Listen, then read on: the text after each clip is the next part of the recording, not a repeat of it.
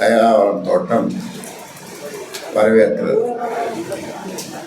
அது மட்டுமல்ல, அத்தோட்டத்தில் வசிக்கும் நான் உங்களை பாசத்தோடு வரவேற்கிறேன்.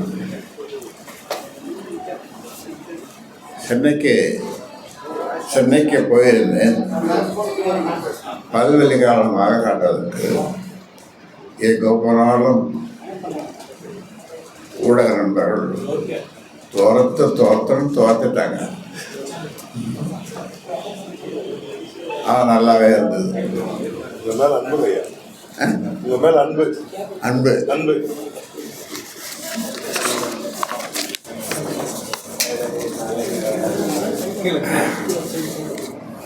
பாரதியார்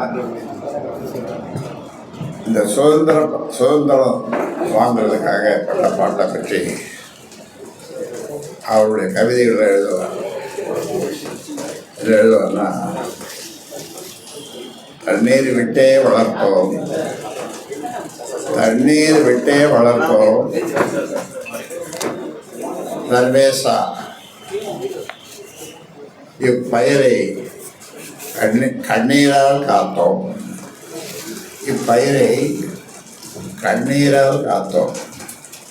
தண்ணீர் விட்டே வளர்த்தோம் சர்வேசா, இப்பயிரை கண்ணீரால் காத்தோம். கருக திருவுளமோ என்றால் அது கருகி போய் அழியறதுக்கு நீங்கள் நினைக்கிறீங்களா? கடவுளை பார்த்து சொல்கிறார் சர்வேசம். எண்ணமெல்லாம் நெய்யாக, எண்ணம் நாம் நினைப்பது எண்ணமெல்லாம் நெய்யாக, எம் உயிரினுள் வளர்ந்த என்னுடைய உயிரினுள் வளர்ந்த வண்ண விளக்கு இது. அந்த வடிய திருவுளமோ, அது வடிஞ்சு போகிறதுக்கு ஆசைப்படுறீங்களா? திருவுளமோ அப்படி நடக்குமா அப்படின்னு உருக்கமாக அந்த பாடல் நீங்கள்லாம் படிச்சிருப்பீங்க, பாரதியார் பாடல். ஆக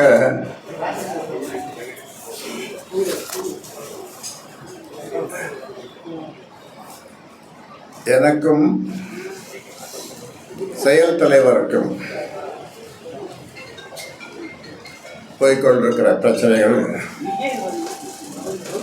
முழுசும் உங்களுக்கு தெரிய வாய்ப்பில்லை.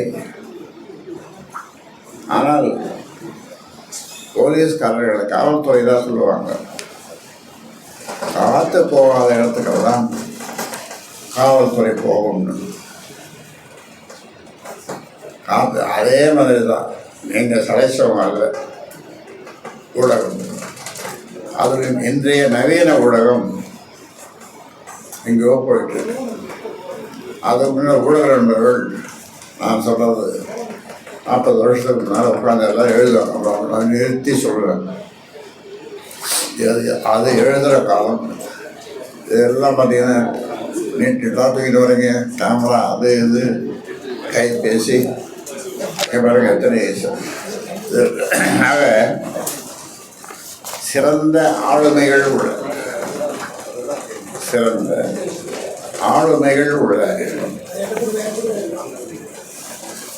2 பேருடைய சமரச பேச்சுவார்த்தை அவர்கள் இங்கே வந்தார்கள். நான் அங்கே போனேன், பேசிக்கொண்டிருக்கிறோம். ஆனால் கடைசியில் டிராவில் முடிஞ்சு போச்சு. ஒரு முடிவுக்கு வரல. இதுக்கு முன்னால் 14 பஞ்சாயத்துகள் நடந்தது.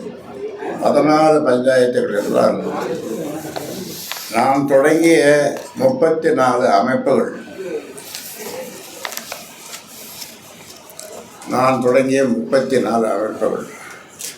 அந்த 34 அமைப்புகளிலே 1-2 பேரை 4 பேரை எனக்கு பஞ்சாயத்து பண்ண வந்தாங்க. அழகா இதுதான் தலைவிதி என்பதோ என்று எண்ணிக்கொண்டு அதையும் ஏற்றுக்கொண்டேன். இந்த 16 பஞ்சாயத்துக்காரரும் நான் தொடங்கிய 34 அமைப்புகளில் இருந்து வந்த 14 பஞ்சாயத்துக்காரர்களும் என்ன அதிசயம், ஒரே விதமான தீர்ப்பையே சொன்னார்கள். ஒரே விதமான தீர்ப்பையே சொன்னார்கள். நீங்கள் கேட்கணும் என்ன தீர்ப்பு இருக்கணும்னா என்ன தீர்ப்பு என்றால், நான் இங்கே இருந்து கொண்டு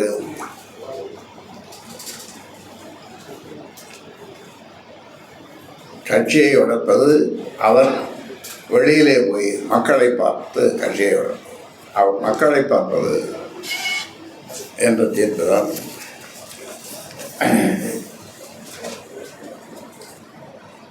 பதினாலு பஞ்சாயத்துகளோடு நான் சொன்னேன், அதுவும் ஒரு பஞ்சாயத்தாக ஆகியது. அதில் வந்த ஒருவர், சார் இது ஒன்றும் பஞ்சாயத்து இல்லை, நான் பஞ்சாயத்து பேசுகிற ஆளும் கிடையாது அப்படின்னார். உண்மை.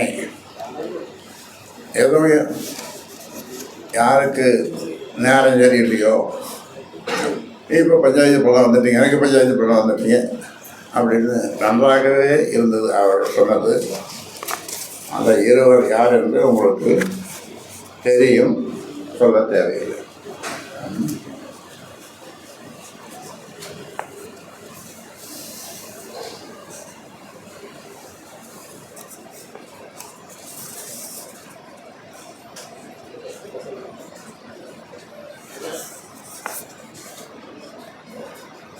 அன்புமணிக்கு தலைவர் பதவியை விட்டுத்தர தயாரென கூறினேன். அதற்காக கௌரவ தலைவர், சமூக முன்னேற்ற சங்கத்தினுடைய தலைவர் இவர்கள் இருவரையும் நீங்கள் போய் நாளை காலை பார்த்து விட்டு வாருங்கள். நான் சொல்வது, இந்த மாநாட்டிற்கு முன்னாலே 15 நாட்களுக்கு முன்னாலே பார்த்து விட்டு வாருங்கள்.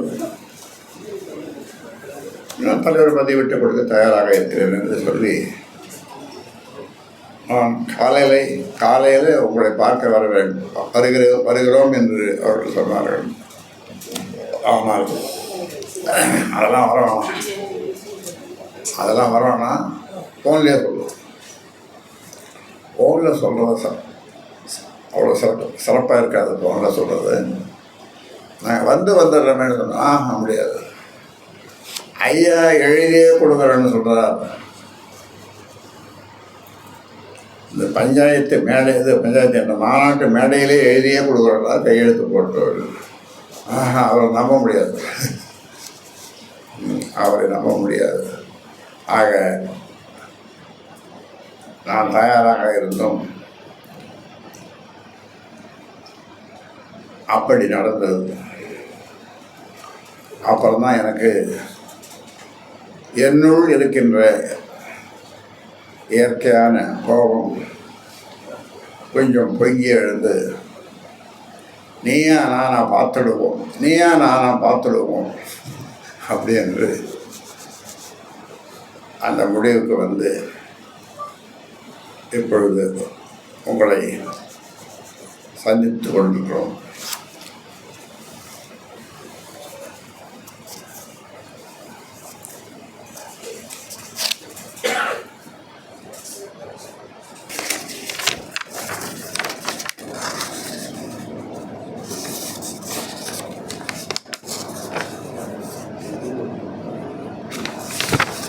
அது மட்டுமல்ல, எல்லாம் எனக்கே வேண்டும். இந்த ராமதாஸ் ஒன்று பக்கம் இருக்கானே, அவன் பேரை தானே பின்னால் போட்டுக்கிறோம். அவனுக்கு என்ன தான் கொடுக்குறோன்னு கேட்கும்போது,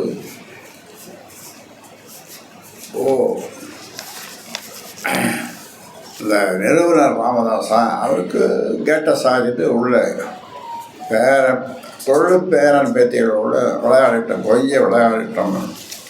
என்று சொல்ல கேட்டு நான் கேட்ட சாத்திட்டு என் உயிருள்ளவரை இருக்க முடியாது. ஏனென்றால் நான் அப்படி பழகி போகிறேன். என்னை பார்ப்பதற்கு வருகிறவர்கள்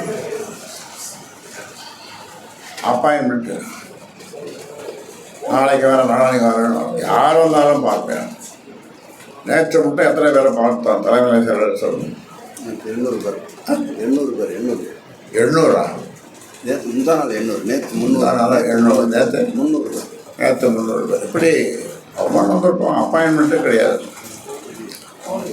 ஃபோனில் பேசுகிறனாலும் இந்த எடுப்பா இந்த தலைவலி நானே எடுப்பேன், நானே பேசுவேன். அதுக்காக தான் வேறு யாரும் சொல்லக்கூடாது. இப்படியெல்லாம் மக்களோடு நான் 46 வருடங்களாக பழகி வருகிறேன். அவர்கள் என்னை உயிராக நினைக்கிறார்கள். நான் அவர்களை உயிருக்கும் மேலாக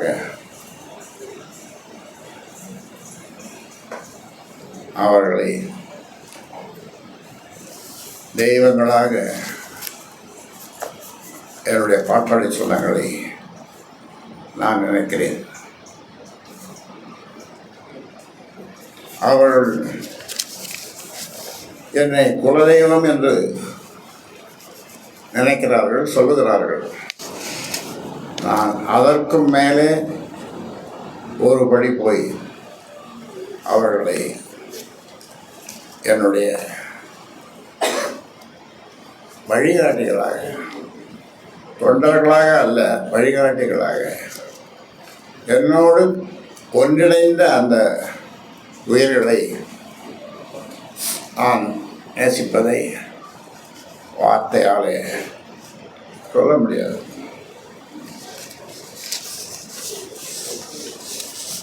நாற்பத்தி 6 ஆண்டுகள் உழைத்து உருவாக்கி கட்டி காத்த கட்சியில் இன்னும் ஓரிரு ஆண்டுகள் தலைமையேற்க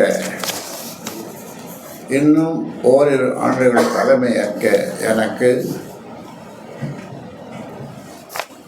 உரிமை இல்லையா? எனக்கு உரிமை இல்லையா என்று கேட்பதே எனக்கு அவமானமாக இருக்கிறது.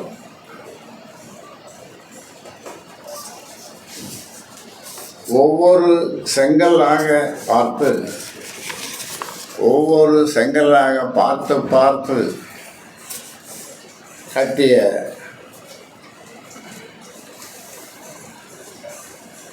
கட்சி என்ற மாளிகையில், பாட்டாளி மக்கள் கட்சி என்ற மாளிகையில் நான் குடி அமர்த்தியவரே என்னை கழுத்தை பிடித்து வெளியே தள்ளுகின்ற அளவிற்கு அவருடைய செயல்பாடுகள் இருக்கின்றன.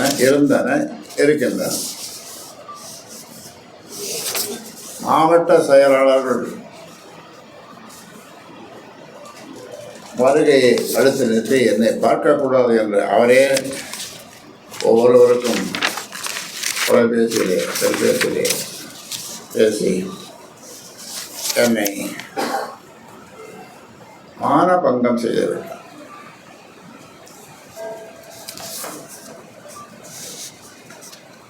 அன்று அமைதி காத்திருந்தால் அதிகாரம் தானாக அன்புமணிக்கு வந்திருக்கும். அன்று அமைதி காத்திருந்தால் அன்புமணிக்கு அதிகாரம் தானாக வந்திருக்கும். ஒவ்வொருவருக்கும் மாவட்ட செயலாளருக்கும் அதிகாலை 3 மணி வரை தொலைபேசியில் பேசி போகாதே தவறி 8 பேர் வந்தாங்க. மீதி பேரெல்லாம் நிறுத்திட்டாங்க.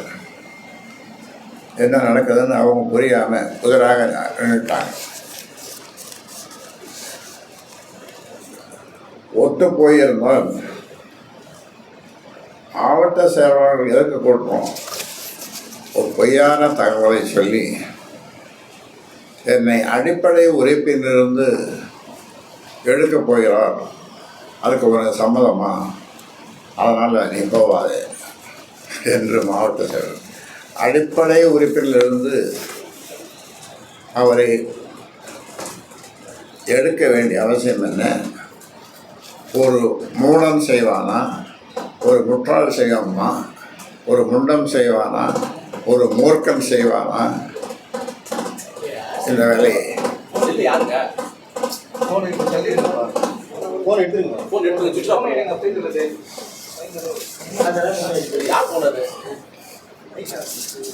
அதனால் அந்த மாதிரி ஒரு நிகழ்ச்சி இல்லாமல் ஒத்துப்போயிருந்தால் ஓரிரு ஆண்டுகளில் உனக்கு முடிசூட்டு விழா நானே முன்னின்று நடத்தியிருப்பேன்.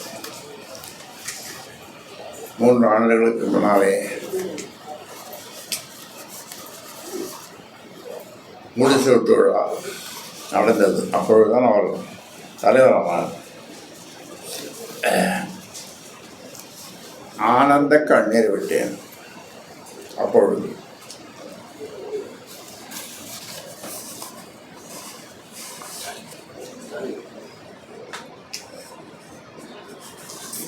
தேர்வு காண்பதற்கு தாரக மந்திரங்கள் என்று சொல்வார்களே, அந்த மந்திரம் ஒன்று, தந்தை சொல் மிக்க மந்திரமில்லை. இதை என்னுடைய அருமை நண்பர் பழகருப்பையா அருமையாக 2 பேட்டிகளிலே சொல்லியிருந்தார். உங்கள் மூலமாக எனக்கு தெரிந்தது.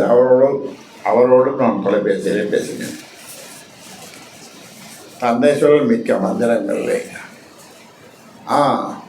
இது தெரியாமல் எவரும் அந்த மாதிரி சொல்லிட்டோம் அந்த காலத்தில்.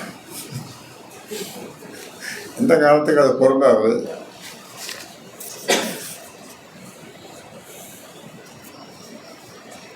தந்தைக்கு பிறகே தனையன், ஐயாவுக்கு பிறகே அன்புமணி. இது இப்பொழுது எல்லோரும் சொல்கின்ற வார்த்தை. குருவுக்கு மிஞ்சிய சீடன் இருக்கலாம், குருவுக்கு மிஞ்சிய சீடன் இருக்கலாம், ஆனால் தந்தைக்கு மிஞ்சிய தனையன் கூடாது. இதுவே நீதி, நேர்மை, தர்மமாகும். இதுவே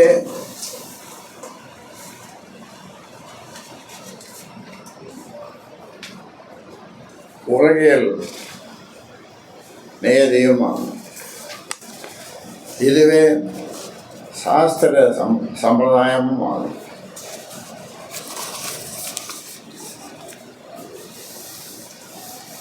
எனது மனக்குமரல்கள் என்னை எங்கள் குலசாமி என்று சொல்லிக்கொண்டே என் நெஞ்சு கொலைகளில் குத்துகின்றார்கள். என்னை குலசாமி என்று சொல்லிக்கொண்டே என் நெஞ்சு கொலைகளில் குத்துகின்றார்கள். எங்களுக்கு எல்லாம் ஐயாதான் என்று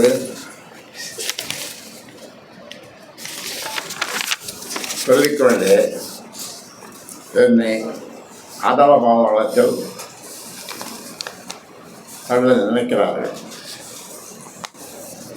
அனைத்தும் ஐயாதான் என்று சொல்லிக்கொண்டே என்னை அவமானப்படுத்துகிறார்கள். ஐயாவின் புகழை பெருமையை பேசுவதே எங்கள் நோக்கம் என்று சொல்லிக்கொண்டே சிறுமைப்படுத்துகிறார்கள். ஐயாவின் லட்சியமே எங்கள் லட்சியம் என்று சொல்லிக்கொண்டே என்னையே இலக்காக்கி குறிவைத்து தாக்குகின்றனர்.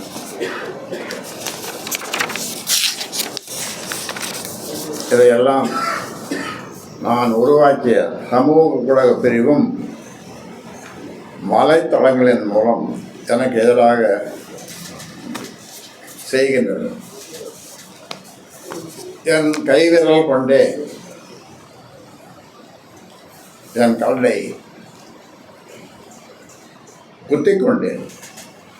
என் கைவிரல் கொண்டே என் கண்ணை நான் குத்திக் கொண்டேன். உயிருள்ள என்னை எல்லா வகையிலும் உதாசீனம் செய்துவிட்டு என் உருவப்படத்தை மட்டும் வைத்து உற்சவம் செய்கின்றனர். என் உயிருள்ள என்னை எல்லா வகையிலும் உதாசீனம் செய்துவிட்டு என் உருவப்படத்தை மட்டும் வைத்து உற்சவம் செய்கின்றனர். என்னை நடைப்பயணமாக்கி என் பெயரில் நாடு முழுவதும் நடைபயணம் செய்யப் போகிறார்களாம்.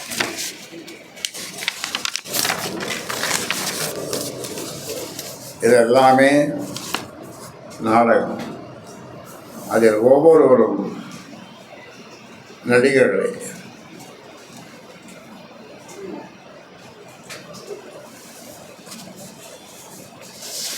அது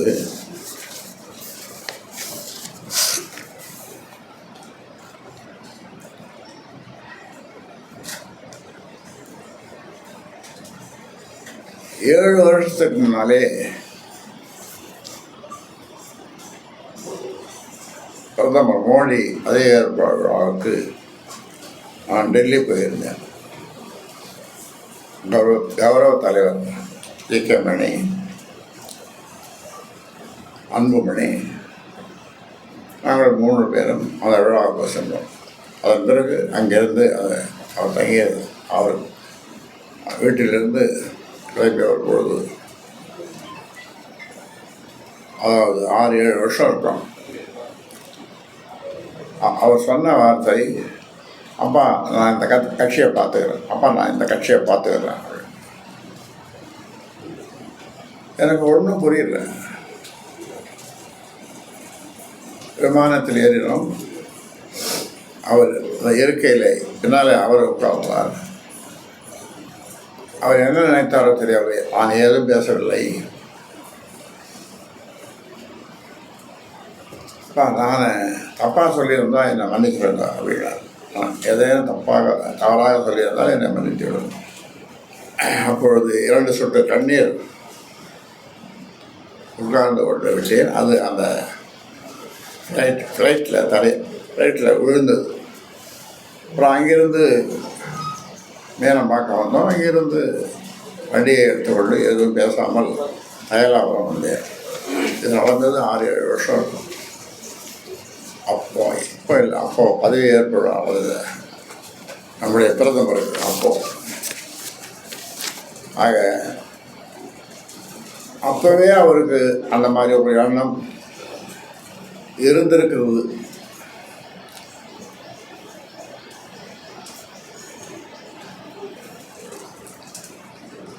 அதன் பிறகு அவர் எப்படி தலைவரானார் என்பதை உங்களுக்கு சிலருக்கு தெரியும், சிலருக்கு தெரியாது. ஒரு நாள் ஒரு மனசு சங்கடமாக இருந்தது. எங்கே யாரையும் பார்க்காத எங்கேயாவது ஒரு இடத்துல போய் 8 நாள் இருக்கலாம் என்று கல்டான் ஹோட்டல், அந்த மகாபலிபுரம் அந்த ரோட்டில் இருக்கிற கல்டான் ஒரு ஹோட்டல், ஒரு ஜெகத்ரட்சனுடைய ஹோட்டல், அதில் போய் தங்கியிருந்தோம். இதை எப்படியோ தெரிந்து கொண்ட சௌமியா அங்கே வந்தது. ஆமா என்றது, ஏமா என்று.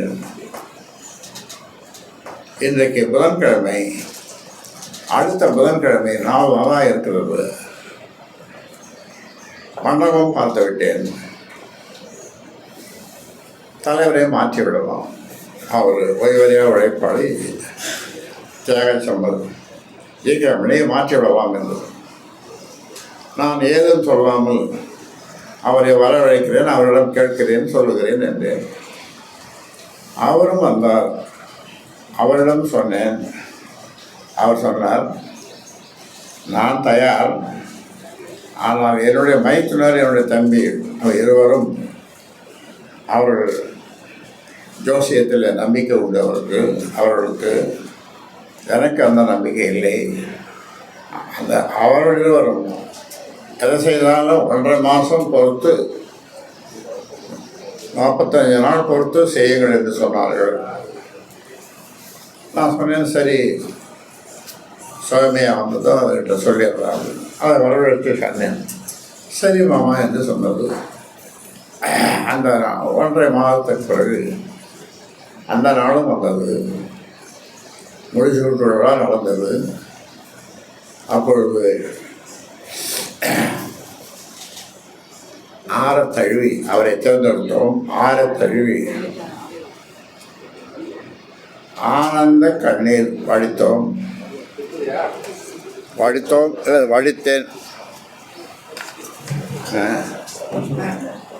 ஆனந்த கண்ணீர் வடித்தேன். அப்பொழுது நான் பேசும்பொழுது சொன்னேன், என் குடும்பத்தைச் சேர்ந்த பெண்கள் யாரும் கட்சி நிகழ்ச்சிக்கோ மற்ற நிகழ்ச்சிக்கோ கட்சி நிகழ்ச்சிக்கு போகக்கூடாது.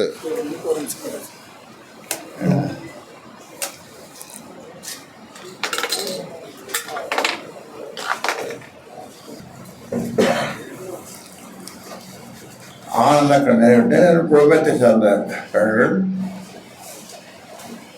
அரசியலில் கலந்தாகும், அரசியலில் ஈடுபடக்கூடாது என்று சொன்னேன்.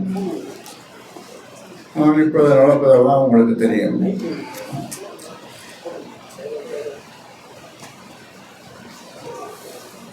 கோயிலாக இதுவரைக்கும் 1000 கோயில்கள் போயிருப்பேன். அது அவருடைய உரிமை. அதில் நான் அதை பற்றி எதுவும் சொல்லவில்லை. ஆனால் என்ன வேண்டுதல் என்று எனக்கு தெரியவில்லை. என்னுடைய ஜோசியத்தை ஆத்தூரில் இருக்கிற ஒரு ஜோசியரிடம் திடீரென்று 2 பெண்கள் போய் பார்த்தார்கள். அந்த ஜோசியர் சொன்னாலாம்,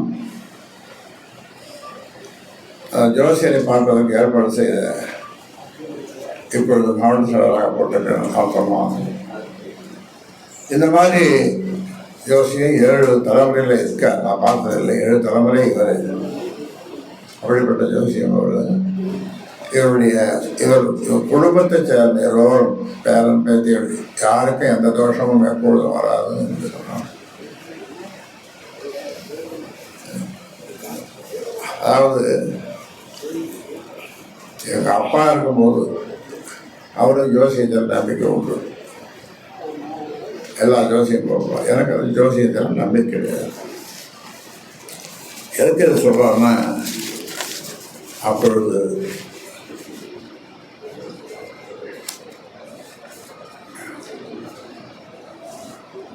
என்ன பராசிஸ்தான் ஏக்கம்பட்டி பேரன் என்னுடைய குழந்தைகள். எனக்கு அவன் பையன் குழந்தைக்கும் ஒரே ஜோசியம், ஒரே ஜாதகமாக, அதாவது என்ன சொல்கிறாங்க, நட்சத்திரமாக. அது சரி, அதை போட்டோம். இப்போ அவதான் நீங்கள் துடிச்சிட்ருக்கீங்க. சரி, என்ன கேள்வி கேட்டு இவரை வளர்க்கலாம்.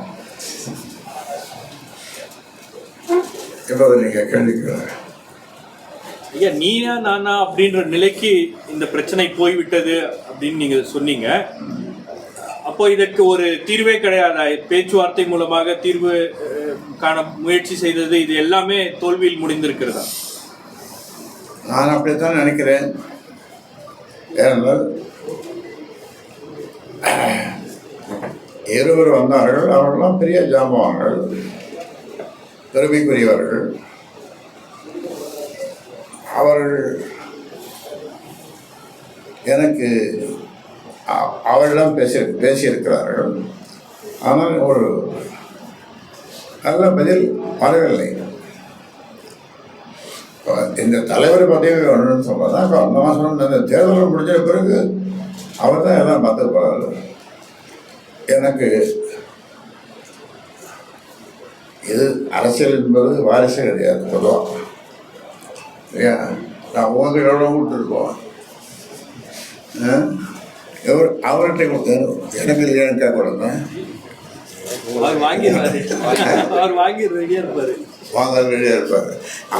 வேணாமா? அவர் வேணாம். உங்களுக்கு ஏங்க உங்களுக்கு வேணாமா? ஓடணும். ஐயா நீங்கள் ஐயா என்ன செய்தாலும் தலைவர் பதவி தான், வேற ஒன்றும் இல்லை. அப்புறம் கேள்வி என்ன பதில்? அன்புமணி ஐயா வந்து உங்க பேச்சை கட்டுப்படுத்தி இருந்தாங்க. தற்போது உங்க பேச்சை கட்டுப்படுத்தாம மோதல் போக்கு வந்து நிலவி வருகிறது. இதற்கு பாஜக பின்புறம் இருக்குன்னு நினைக்கிறீங்களா? பாஜக யாரும் பின்புலம் இல்லை. இன்னொன்று, யார் சொன்னாலும் அவர் கேட்க மாட்டார். அதாவது இங்கே இருக்கிற எல்லாரும் சேர்ந்து புயலுக்கு எத்தனை கால் கேட்டா என்ன சொல்லுவீங்க? 4 சொல்லுங்க. 4 கால். ஆனால் அவர் 3 கால் தான் சொல்லுவார். அந்த 3 கால் அப்படின்னு சொல்றதை நிறுத்தி 4 தான் சொன்னோன்னா பிரச்சனையே முடிஞ்சு போச்சு. பிரச்சனையே முடிஞ்சு போச்சு. இவ்வளவு ஆண்டு காலமா நீங்க நிறுவனரா தான் இந்த தேர்தலை சந்திச்சீங்க. இந்த முறை தலைவரா இருந்து தேர்தலை சந்திக்கணுங்கிற நினைக்கிறதுக்கு என்ன காரணம்? தலைவர் அதாவது கட்சியை சரியாக வழி நடத்தலை, பண்ணலை, சரி அப்படின்றது தான். இப்போ ஒரு 40 தொகுதி 50 தொகுதி எடுத்து வேலை செய்தோம். ஆனால் அதை போய் அதுக்கு கொஞ்சம் கூட அவர் ஒத்துழைப்பு கொடுக்கல. அதனால் நாம் கொஞ்சம் வலுவாக இருந்தால் தான், ஒரு 50-60 தொகுதியில் வலுவாக இருந்தால் தான் கூட்டணி பேசுறதுக்கு நம்மகிட்ட வருவாங்க. நாமும் வெற்றி பெறலாம், கூட்டணி கட்சியும் பெரிய கட்சியாக இருக்கிறவங்க அவங்களும் வெற்றி பெறலாம். அதற்கு அவர் உழைப்பதற்கு தயாராக இல்லை. என்னிடம் இவர் தருமபுரியில் நிற்கப் போகிறான் என்று பல காலம் தொடர்ந்து சொல்லி வந்து அங்கே தான் நின்னான்.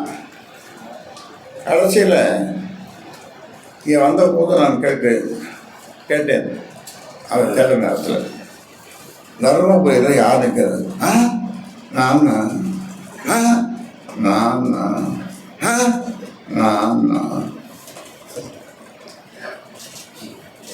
அப்புறம் பார்த்தா காலையில் அங்கே ஒரு கோஷம், பாரத் மாதாக்கு ஏன்னு அங்கே நீங்கள் குளரம் போட்டுக்குது, அந்த இடத்துல கோஷம் எனக்கு இருந்தது. என்னடா இது? அப்புறம் விருந்துக்கு ஒருத்தர் கூப்பிட்ருக்காங்க. அவர் 64 வகையான பதார்த்தங்கள் அது எல்லாம் போட்டு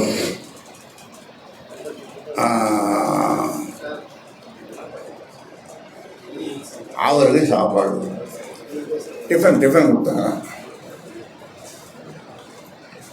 அதுவும் எனக்கு தெரியாது.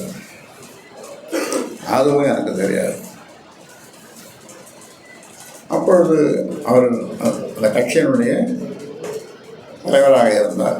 இப்பொழுது இருக்காரா? இல்லை, இப்பொழுது இல்லை. அதன் பிறகு என்னாச்சுன்னா, நான் நிற்கலை, சுவாமியாக தான் நிற்கிறதுன்னு சொன்னார். நான் அங்கே பொதுக்குழு சொன்ன மாதிரி நம் குடும்பத்தை சேர்ந்த பெண்கள் இந்த மாதிரி வேண்டாம் அப்படின்னு சொன்னதுக்கு எதிர்மாறாக நிற்கக்கூடாதுன்னு அப்படின்னு நான் சொன்னேன். அதன் பிறகு தருமபுரிக்கு வேட்பாளரையும் அறிவிச்சிட்டோம். அரசாங்கம்னு ஒரு பையன், அது கூட என்னோட வந்துட்டு அவர் தான் வேட்பாளர் அப்படின்னு. அப்புறம் என்னுடைய சின்ன மகளை பெரிய பேரன் எல்லாம் சேர்ந்து என்கிட்ட கெஞ்சினா போதுமா, கூத்தாடி வாதாடி எல்லாம் பண்ணி, சரி இவ்வளோ நேரம் கூத்தாடுறீங்க, வாதாடுறீங்க, பேசுகிறீங்க, சரி போய் நிக்கெட் தான் போடுறோம் அப்படின்னு சொல்லிட்டேன். அவன் போய் எங்கள் அந்த மூலையில் இருக்கிற ரூமில் அன்புமணிக்கிட்ட சொல்ல, அப்பா மாற்றிக்க மாட்டார், அவர் உறுதியாக நிற்பார், நம்ப முடியாது அப்படின்னு. அப்புறம் என்ன சொன்ன, உண்மையாக தான் சொல்கிறேன் அப்படின்னு. அப்புறம் சௌமியா வந்தது. அப்புறம் நான் விருந்து அப்புறம் பேசி என்னை கையெழுத்து போட வைத்தார்கள். நான் கையெழுத்து போட்டேன்.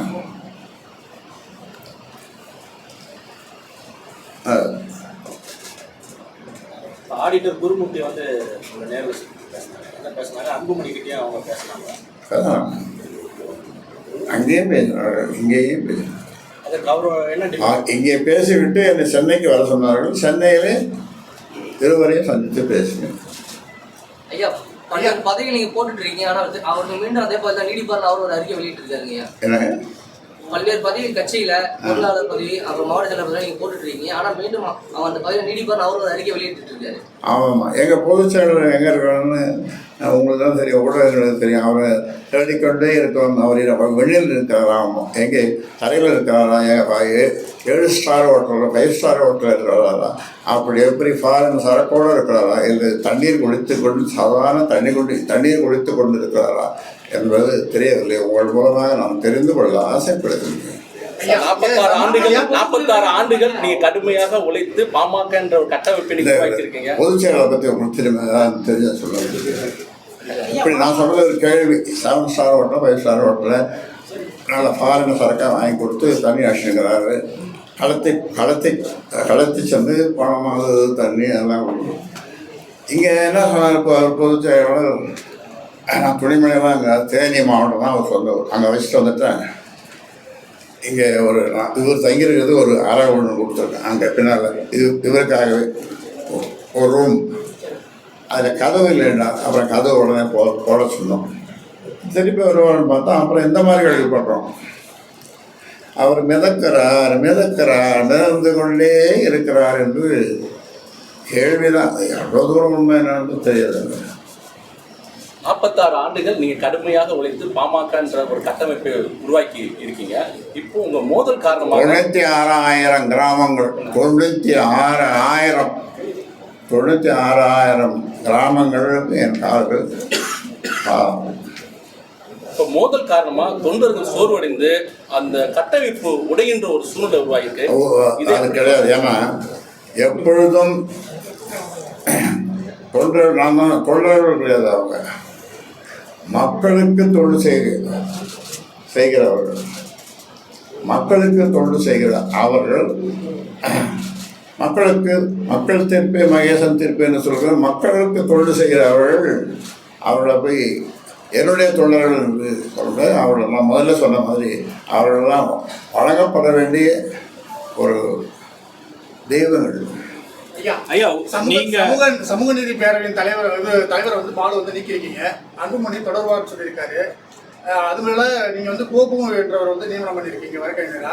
அவரு வந்து அந்த பதவிக்கு லாயக்கற்றவர், வழக்கறிஞர் இருக்கிறதே வந்து தகுதியற்றவர் அப்படின்னு சொல்லியிருக்காரு. உங்களுடைய கருத்து என்ன? யார் சொல்றது? அன்புமணி ராமதாஸ் வந்து பேசியிருக்காரு. அவர் அதிகாரம் இருக்கா சார் அவருக்கு? வழக்கறிஞர் சமூக நீதி பேரவை மாற்றி போட்டிருக்கோம், அவ்வளோதான். ஏன்னா இவர் சரியில்லை என்பதனாலே அவரை மாற்றி போட்டிருக்கிறோம். ஏன்னா ஒருத்தரே இருக்கணும்னு அவசியம் கிடையாது. அதனால் வழக்கறிஞராக 22 ஆண்டு காலம் வந்து கேபால் வந்து பல வழக்குகளை பாமக தொடர்ந்திருக்காரு. பல வழக்குகளை வெற்றிகளையும் பெற்றுக் கொடுத்திருக்காரு. அவரை மாத்துறதுக்கான அவசியம் என்ன? இதுக்கு முன்னாலேயும் பாட்டாளி மக்கள் கட்சிக்கு இந்த வழக்கறிஞர் சமூக நீதி பேரவை இருந்தாங்க. அவங்க இவரோட திறமையானவர்கள். ஆனால் பிற கட்சிகளில் வேற கட்சி போயிட்டாங்க. ஆனால் இன்னைக்கு என் மேலே பாசமாக இருக்காங்க. ஒரே விஷயம் ஐயா, தொடர்ந்து இருக்கிற அந்த 1 மாசத்தோட குழப்பம் ஐயா தெளிவா என்ன சொல்றீங்க? அன்புமணிக்கும் உங்க தொண்டர்களுக்கும் சொல்ல வேண்டிய கருத்து, 2026 அப்புறம் உனக்கு அந்த பதவி கொடுக்குறேன்ப்பா ஐயா என்ன சொல்லுவாரு? கோர்வையா சொன்னீங்கன்னா. நீங்க சொல்ற மாதிரியே இந்த தேர்தல் முடிந்த பிறகு எல்லாமே அது வாங்கி போயிட்டோம். அது வரைக்கும் நீங்க தான் தலைவர் சொல்றீங்க. அது வரைக்கும் நான் தான் தலைவர். நீங்க ஒன்று சொன்னீங்க, இதை நிறுவிய நான் ஒரு தலைவர் பதவி தான். வேற நான் கூட்டணி சேர்ந்து கூட்டணி மந்திரி சபையில் போய் மந்திரியாக அந்த சீட்டு அந்த மாதிரி எப்பொழுதும் எந்த காலத்துலேயும் சத்தியமாக அமைச்சர் பதவிக்கு அரசியல் அந்த மாதிரி இதுக்கு நான் போக மாட்டேன். தலைவர் பதவி ஏன்னா அது இவருடைய நடத்தையினால, அதாவது நிர்வாக குழு கூட்டத்தை கூட்டினேன். அந்த நிர்வாக குழு கூட்டத்தில் பகிரங்கமாக சொன்னேன். ஒருவர் லேசாக இவரை விமர்சித்தார். 19 பேர் மொத்தம் நிர்வாக குழு. ஒருவர் இவரை லேசாக விமர்சித்தார். அது நல்ல விமர்சனம். அப்பொழுது அவர் பயந்தார். அவர் துப்பாக்கி இருந்தால் சுட்டிருப்பார் அவரை. அந்த அளவுக்கு பயந்தார். அப்புறம் மற்றவங்களாம் கருத்து வந்து ஒன்றும் இல்லைட்டாங்க. பயந்து எல்லாம் யாரும். அதோடு இந்த நிர்வாக குழு உறுப்பினர்கள் நான் சொல்லி நீ இப்படி சொல்லு, இப்படி பேசு அப்படின்னு நான் சொல்லி அவக்குள் வந்திருக்காங்கன்னு அதே சொன்னான். அப்போ தான் நான் சொன்னேன், நம்முடைய தலைவருக்கு தலைமை பண்புகள் இல்லை, லீடர்ஷிப் குவாலிட்டிஸ் என்று சொல்வார்கள். அது இல்லை என்று பகிரங்கமாக சொன்னேன். அந்த நிர்வாக குழு உறுப்பினர்கள் கேட்டாலே சொல்லுவார்கள். அதனால் அதுவும் ஒரு காரணம். யாரிடமும் தொலைபேசியில் பேச மாட்டார், பார்க்க முடியாது. இப்போ தான் போய் அழைக்கிறார், வாங்க வந்து பிரியாணி சாப்பிட்டுட்டு போங்க, ஆமாம் தலைப்பாக கிடைக்க, தண்ணி குடிங்க, ஒரு ஃபோன் நம்பர் உங்களுக்கு கொடுக்குறேன், அந்த ஃபோன் நம்பரில் என்னோட கதையும் கொடு. ஐயா, உங்க கூட இருக்கிற அன்பழகன் வந்து பணம் வாங்கிட்டு தான் வந்து மாவட்ட செயலாளர் புதிய நிர்வாகிகள் போடுறாங்கன்னு அன்பழகன் மீதையும் ஜி.கே. மணி மீதையும் கடுமையான குற்றச்சாட்டை வச்சிருக்காங்க. அது உண்மைதானா?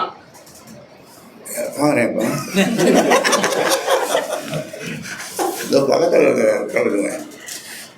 அவர் பணம் வாங்கிட்டு அன்பழகன் பணம் வாங்கிட்டு இந்த நாட்டிலே இல்லை, சுற்றினே இருக்கார். இன்றைக்கு மேலே நான் அவருடைய சிங்கப்பூர், அப்புறம் அமெரிக்கா எதுன்னு போயினே இருக்காருன்னு சொன்னாங்க. அப்புறம் பார்த்தா ஏதோ நிற்கிறாரு, இங்கே இருக்காரு. அவர் தான் நீங்கள் கேட்கணும். அதாவது இனி அன்புமணி ராமதாஸுடன் பேச்சுவார்த்தை இருக்குமா இருக்காதா, என்ன பதில் அவர்கிட்ட இருந்து நீங்க எதிர்பார்க்குறீங்க?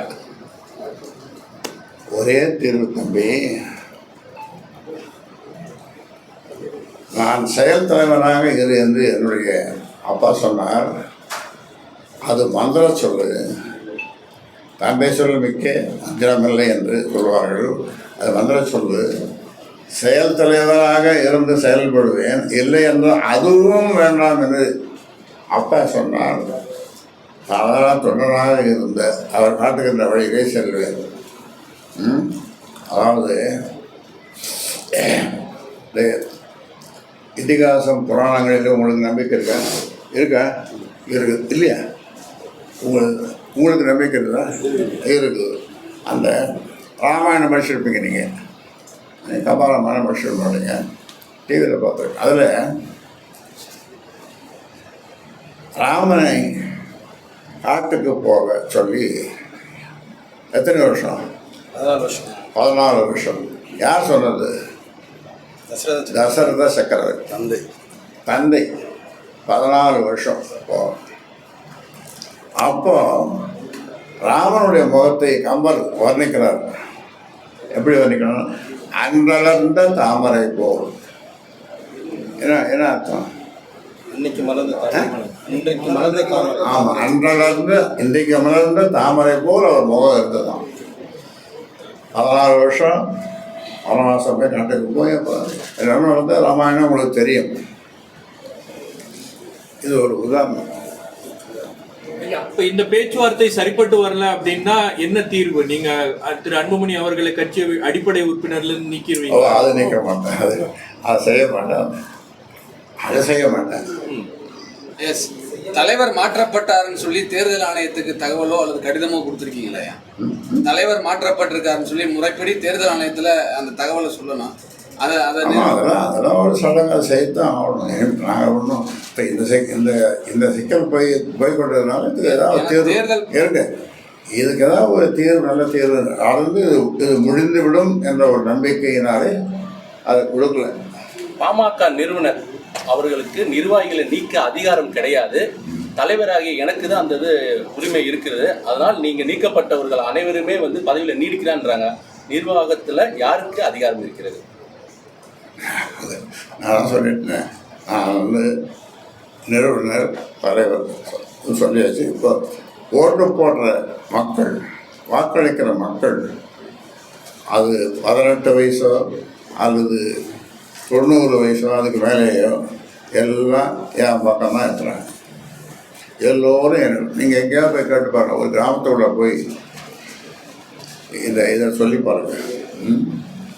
அதனால் எனக்கு ஒன்றும் பிரச்சனை இல்லை. எனக்கு மக்கள் தான் முக்கியம், நாடு தான் முக்கியம். நாட்டு மக்களுக்காக பாட்டாளி மக்கள் கட்சி ஒரு சாதிக்கான கட்சி அல்ல. தமிழ்நாட்டில் இருக்கிற 324 சாதிக்கு 324 சாதிகள் சமநிலையோடு இருக்க வேண்டும், சமூக நீதி பெற வேண்டும், கல்வி பெற வேண்டும், பொருளாதாரத்தில் சிறந்து வழங்க வேண்டும் என்று அந்த மக்களுக்காக 324 சமூக மக்களுக்காக பாடுபட்டு வருகிறவன் என்றாங்க. ஐயா, அதிமுக பேச்சுவார்த்தை கூட இந்த மாதிரி பிரச்சனை நடக்கும்போது திரு குருமூர்த்தி அவர்கள் தான் போனாரு. அந்த கட்சி நாளா உடைஞ்சிருச்சு. இப்போ அந்த மாதிரி ஒரு சூழல் பாமகவுக்கும் வந்துருமோ அப்படின்ற பயம் உங்கள் தொண்டர்கள் மத்தியில இருக்கு, மக்கள் மத்தியிலயும் இருக்கு. உங்களுடைய நல்லெண்ணம் என்ன சொல்லுங்க போகும். நல்லா கிடையாது அவர் பதில் சொல்லுவாரு. உங்ககிட்ட கேட்க நல்லா கேள்வி. ஐயா 10.5% சம்பந்தமாக அன்புமணி ராமதாஸ் கிட்ட வந்து நீங்க வந்து தொலைபேசியில் பேசியிருக்கீங்க. அப்பொழுது அழுததாக அவர் வந்து பேசியிருக்காரு. இது உங்களுடைய கருத்து என்ன? அதுக்காக என்கிட்ட நான் போய் தான் 1/2 மணி நேரத்துக்கு மேலே கோட்டையெல்லாம் ஒரு வகுப்பே நடத்தினேன். நம்முடைய தமிழக முதல்வர் எதிர மற்ற 6-7 அமைச்சர்கள், ஒரு 10 செக்ரட்டரிஸ் செயலாளர்கள் எல்லாம் உட்கார்ந்து இருக்க நான் ஒரு வகுப்பே நடத்தினேன். சமூக நீதியை பற்றியும் சாதிவாரி கணக்கெடுப்பு பற்றியும் அதே மாதிரி 10.5 பற்றி. இப்போ இந்த கூட்டணி பேச்சுவார்த்தை இந்த விஷயங்கள்லாம் இப்போ தொடங்கிறோம். இப்ப இந்த பிரச்சனை இருக்கிறதுனால யார்கிட்ட பேசுறது அப்படின்ற ஒரு குழப்பம் வந்து கூட்டணி கட்சி உங்களை அணுகக்கூடிய தலைவர்களுக்கு இருக்கும். யார்கிட்ட பேசணும்? பாட்டாளி மக்கள் கட்சியோடு கூட்டணி வைத்துக் கொள்ள வேண்டும் என்று விரும்புகின்ற கட்சிகள், அவர்களுக்கு தெரியும், நல்லது கெட்டது எல்லாம் தெரியும். அதனால அவர்கள் முடிவு செய்வார்கள். பாமக பொதுக்குழு நடந்து 3 வருடத்துல பதவிக்காலம் வந்து நீடிக்கிறோம். அப்படி பார்க்கும்போது பாமக பொதுக்குழுவில் தேர்ந்தெடுக்கப்பட்ட பதவி முடிஞ்சு 3 வருஷம் அவருடைய பதவி முடிஞ்சிடுது. ஒரு தலைவர் என்பது 3 வருஷம் தான், அது முடிஞ்சிடுது. மறுபடியும் ஒரு பொதுக்குழு கூடி தேர்ந்தெடுக்கும். இப்போ தலைவர் அன்புமணின்றது இப்போ காப்பந்தான் இருக்காரு. இப்போ அந்த பொதுக்குழு பதவிக்காலம் முடிந்த பிறகு தலைவர் பதவின்றது இப்போ காப்பந்தில் தான் இருக்காரு. நிரந்தர தலைவர் அவர்கள் ஒரு பொதுக்குழு கூட்டி பொதுக்குழு எப்போ கூட்டுறதா? பொதுக்குழு நிறுவனர் அவர் எப்ப நினைக்கிறாரோ அவர் கூட்டுவார். ஐயா, பாட்டாளி மக்கள் கட்சி 2026 தேர்தல் வந்து தேர்தல் நோக்கி செல்கிறதா? எந்த தொலைக்காட்சி? நியூஸ் தமிழ். பாட்டாளி மக்கள் கட்சி 2026 தேர்தல் நோக்கி செல்கிறதா இல்ல யாருக்கு அதிகாரம் நோக்கி செல்கிறதா? தேர்தல் நோக்கி போகும். மற்ற கட்சியெல்லாம், முக்கியமான கட்சியெல்லாம் கூட்டணிகள்லாம் பேசின்னு இருக்காங்க, சீட்டு ஷேரிங் பற்றிலாம் பேசின்னு இருக்காங்க. ஐயா, நம்ம கட்சியில இப்போ யார் முடிவு பண்றது கூட்டணி குறித்து? நான் தான் முடிவு பண்ணணும். அதாவது அந்த காலத்தில் திமுகவோட கூட்டணி ஒரு காலத்தில், அப்போ 6 மாதத்துக்கு முன்னாலே போய் கலைஞரை சந்திப்போம். தொகுதி உடன்போடு அவரு கையெழுத்துப்போம், நானும் கையெழுத்து, எனக்கு ஒரு தாள் கொடுப்பாரு. கீழே 10 இருப்பாங்க. நான் என்ன பேசுறீங்க? நாங்கள் ஒன்றும் பேசுகிறா, சும்மா அவரை பார்க்கறதுக்காக வந்தான்னு சொல்லுவோம். ஆனால் அப்போ கையெழுத்து போட்டுருவோம். 6 மாதத்துக்கு முன்னாலேயே கையெழுத்து போட்டுருவோம். அதன் பிறகு தான் அதை வெளியிடுவோம். அந்த தேர்தலில் வருஷம் தேர்தல் 6 எம்பி தொகுதியில் போட்டிட்டோம். கூட்டணியில் 6 எம்பி தொகுதியில் போட்டிட்டோம். 2004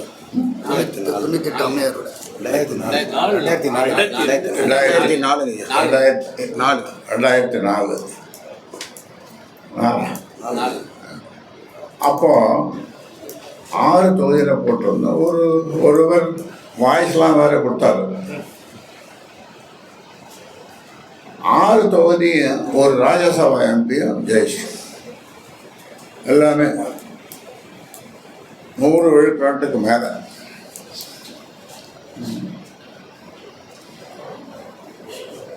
ரெண்டாயிரத்தி 2016 வந்து மாற்றம் முன்னேற்றம் அன்புமணின்னு களம் காண்பீங்க.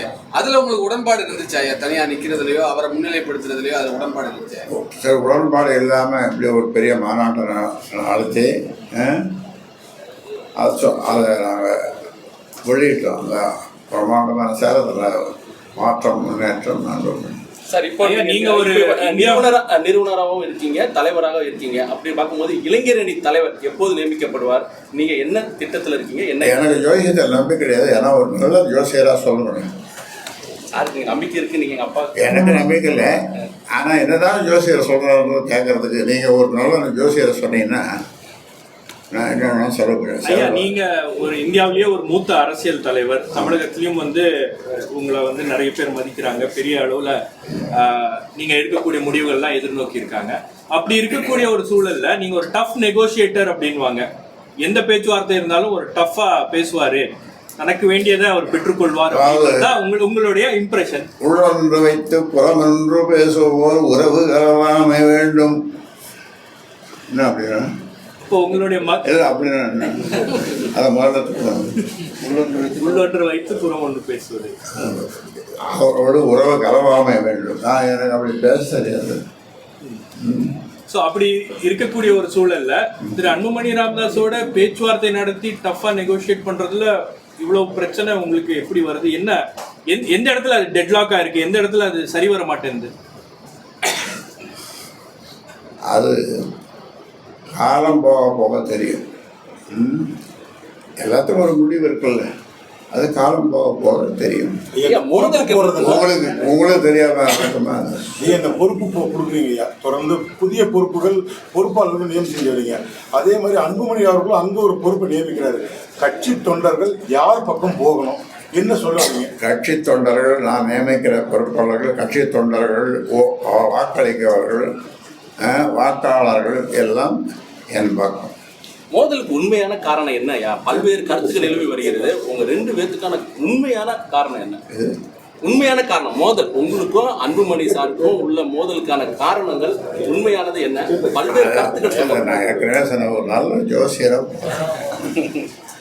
ஐயா, இப்போ வந்து தாவேக்காவோட பேச்சுவார்த்தை நடத்துறதான செய்தி வருது. பாமக வந்து தாவேக்கா கூட்டணி பேச்சுவார்த்தை தமிழக வெற்றிக்கு நடிகர் விஜயோடைய கட்சியான தமிழக வெற்றி கழகத்தோட இது வரைக்கும் இல்லை. அது அதிகாரப்பூர்வ பேச்சுவார்த்தையா இப்ப நடக்கிறது? இதுவரை அது மாதிரி இல்லை. இதுவரை பேசல. அவங்க பேசினா தயாரா இருக்கீங்களா பேசுறதுக்கு? அது மூத்த தலைவர்கள், கட்சியில் மூத்த தலைவர்கள் எல்லாம் கலந்து பேசுதான். நீங்க என்ன சொல்றீங்க? உங்க விருப்பம். உங்க விருப்பம், என் விருப்பம். சரியான பேர் சொல்றாரு. பொதுச் செயலாளர் கண்டுபிடிச்சு கொடுக்குறவங்களுக்கு ஒரு 100 ரூபா கொடுக்குறாங்க பரிசு. அதிகமாக பரவா ரொம்ப கம்மியாக ஃபாரின் பார்க்கலாம் ஆக்கிக்கலாம். அதான் குடிக்கக்கூடாதுன்னு சொல்கிறேன். படிக்கணும்னு சொன்னாங்க குழந்தைகள்னு சொல்கிறேன். சமூக நீதி, இடஒதுக்கீடு, பெண் உரிமைக்காக பல போராட்டங்கள் நடத்திருக்கீங்க. குடும்பத்தில் இருக்க பெண்கள் அரசியலுக்கு வரக்கூடாதுங்கிறதுல என்ன காரணம்? அதுக்கான காரணம் என்னையா? நீங்க பல போராட்டங்கள் பெண் உரிமைக்காக நடத்திருக்கீங்க, குடும்பத்தில் இருக்க பெண் அரசியலுக்கு வரக்கூடாதுங்கிறது. சரி, உனக்கு கேட்குறேன். ஜெயலலிதா அப்புறம் எம்ஜிஆர் ஃபாலோ ஜெயலலிதா அந்த அம்மையார் வந்தாங்க. அதை தவிர இப்போ இருக்கிற இப்போ இருக்கிற கட்சி மற்றவங்க பெண்கள் அவங்க குடும்பத்தை சேர்ந்து வர்றாங்களே, அதான் ஒன்று. இப்போ விஜயகாந்த் கூட அவர் மறைஞ்ச பிறகு தான் அந்த அம்மையார் வந்திருக்காங்க. இப்போ விஜயகாந்த் இருக்கிற வரைக்கும் அவர் தான் தலைவர் எல்லாமே. ஐயா, நீங்க 96,000 வில்லேஜஸ் தான் போய் பார்த்தீங்க அப்படின்றீங்க. கட்சியை 96,000 கட்டமைக்கிறாங்க. மீண்டும் அந்த மாதிரி இருந்து இந்த பக்கம் என்ன வடக்கு கும்மிடிப்பூண்டி. கும்மிடிப்பூட்டிலிருந்து குமரிமுனை வரை, இந்த பக்கம் வடக்க கிழக்க மேற்க எல்லா இடங்கள்லையும் போகணும். நீங்கள் எந்த ஊர் வேணாலும் ஒரு பரிசாத்தமாக போய் கேளுங்க. ஐயா வந்தாராங்க, அவங்க பாருங்க, அவர் நட்டத கல்வெட்டு தான் பாருங்க. பேர் மீண்டும் அந்த மாதிரி எங்கள் வீட்டில் குழு குடிச்சாரு, எங்கள் வீட்டில் பாஞ்சோறு சாப்பிட்டாரு அப்படின்னு எந்த ஊருக்கு கேட்டாலும் அதை சொல்லுவாங்க. மீண்டும் அந்த மாதிரி போறதுக்கு ஒரு திட்டம் இருக்கா? மற்ற இடங்களுக்கெல்லாம் இருக்கு. அதான் சொன்னேன், என்னால் நடக்க முடியாமல் கோல் ஊன்றி, காந்தி மாதிரி அவரோட ஒப்பிடக்கூடாது, காந்தி மாதிரி ஒரு கோல் ஊன்றி போகலாம் அந்த மாதிரியான ஒரு நேரம் வந்தாலும் இந்த ஊமை ஜனங்களுக்காக, தமிழ்நாட்டு மக்களுக்காக நான் பாடுபடுவேன் என்று சொல்கிறேன். கடந்த 2 நாளாக மன உளைச்சல் இருக்குன்னு சொல்லி நம்ம கௌரவ தலைவர் ஜி.கே. மணி சார் சொல்லி வந்தாங்க. இப்போ 2 நாளாக வரல, உங்கள்கிட்ட எதுவும் பேசினாங்களா? அவர் மன உளைச்சல் காரணமாக நான் தான் டாக்டர்கிட்ட போய் பண்ண சொல்லிட்டேன். நேற்று 2-3 நாளாக செக்கப் பண்ணிட்டு இருக்கார்.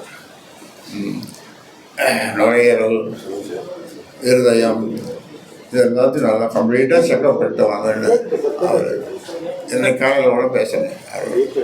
இந்த விவகாரம் தொடர்பாக உங்களுக்கு பர்சனலா ஏதாச்சும் ஒரு உணர்வு இருக்குல்ல? என்ன ஃபீல் பண்றீங்க நீங்க? என்ன ஃபீல் பண்ணுவோன்றது நீங்கள் ஒரு யோசனை இல்லை, சாதாரண ஒரு பத்திரிகையாளராக சொல்ல போகணும். வருத்தம் அளிக்கிறதா இந்த டெவலப்மெண்ட்லாம்? வருத்தம் அளிக்கிறதா உங்களுக்கு? நீங்க சொல்லுங்கன்னா என்ன மறுபடியும் என்னையே கழிக்கிறீங்க? இல்ல, நான் பல கட்சிக்காரங்க கிட்ட பேசுறேன், எல்லாரும் வருத்தப்படுறாங்க. ஒரு தலைவரா நீங்க என்ன, உங்க மனநிலை என்ன இருக்கு? அதாவது எனக்கு வந்த செய்திகள் படி தமிழ்நாட்டில் எல்லா கட்சி தலைமையும் கட்சிக்காரர்களும் ராமதாஸ் எடுத்திருக்கிற முடிவு சரியான முடிவு தான் என்று சொல்லுகிறார்கள். மானசீகமாக அவர்கள் நினைக்கிறார்கள், சொல்லுகிறார்கள், நினைக்கிறார்கள். ஐயா, கடந்த முறை செய்தியாளர்கள் சந்திக்கும் 2-3 பேர் தான் கேட்குறீங்க, மற்றவங்களாம் கேட்க மாட்டாங்க. ஐயா, கடந்த முறை செய்தியாளர் சந்திக்கும் போது எனக்கும் என் கூட இருக்கிறவங்களுக்கும் மிரட்டல் வருகிறது, அடிக்க போறாங்கன்னு சொன்னாங்க. இப்போ அந்த நிலை தொடருதா? எப்படி சார் ஐயா? அது இந்த சோஷியல் மீடியா, நம்ம ஊடகம் அவங்கள கூப்பிட்டுருந்தேன். அப்போ என்ன அவர்களுக்கு சொல்லப்பட்டது என்றால், ஆறு ஆள் இங்கே வச்சுருக்காங்க, அடிக்க போகிறாங்க அப்படின்னு அவங்களுக்கு தகவல் சொல்ல, அவங்க கொஞ்சம் பயத்தோடவே ஒரு 100 பேர் இங்கே வந்துட்டாங்க. இன்னொரு செய்தி, மாவட்ட செயலாளர் யாரும் போகாதீங்க, ஏன்னா நீங்கள் போனீங்கன்னா என்னை அடிப்படை உறுப்பினர்லேருந்து எடுத்துருவார், அதனால் போவாருங்க அப்படின்னு ஒரு 100 பேருக்கு அவரே ஃபோன் பண்ணி சொன்னதன் பேரில் 100 பேர் வரல, 8 பேர் மட்டும் வந்தாங்க. உங்களுடைய பிறந்த தினத்தினன்று உரிமை மீட்பு பயணம் மேற்கொள்ள போறதா ஒரு தகவல் இருக்கு. உங்களுடைய பிறந்த நாள் அன்னைக்கு அந்த பயணத்தை மேற்கொள்ள போறதா ஒரு தகவல் இருக்கு. அதை எப்படி பார்க்குறீங்க?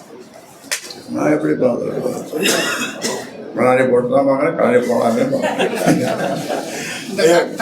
பாமக தொண்டர்களுக்கு நிறுவனர் ஐயா சொல்ல போகிற தகவல் சார்.